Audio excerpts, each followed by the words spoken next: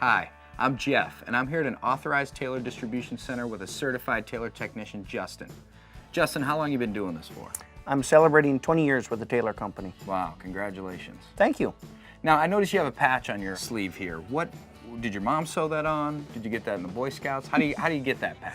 You know, we have to earn these patches. Every distributor has to send at least 20% of its workforce to the factory for this training.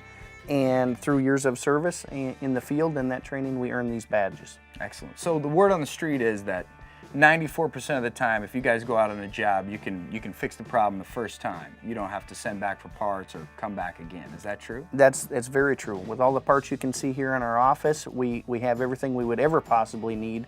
And then on our vans that we take to the job sites, we carry enough parts, so we have a very, very high success rate of first-time fixes. Awesome. So we're surrounded by racks and racks and racks of parts. So, I mean, basically you guys have everything you'd ever need to fix anything, right?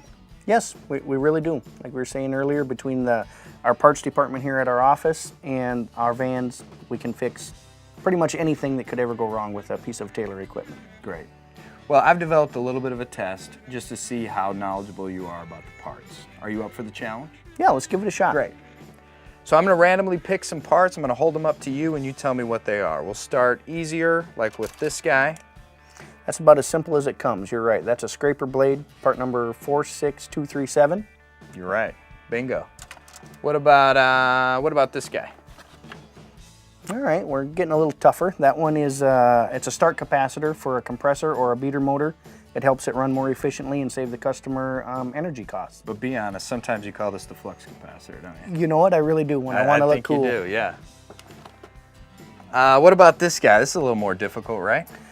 It is. That's actually an expansion valve, part number 46365. That's used to meter refrigerant into the evaporators on a Taylor machine to give it a nice fast freeze down time.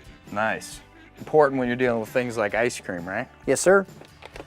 Let's switch it up a little bit. Let's throw you a curveball. This is a part that you might not be as familiar with and you might not use every day. What's this guy? You're right, Jeff. That is not a Taylor OEM part. That looks to me like it's a toilet flapper. That's exactly what it is, Justin. So not only do you know your way around the Taylor parts, you know your way around a toilet. And I admire that in a man. Thank you. So there you have it, folks. Don't trust servicing your equipment or your parts to anything less than the best. If it doesn't have the Taylor logo on it, don't let it through the front door. Thanks a lot for your time this morning, Justin. Really appreciate it. Thank you, Jeff.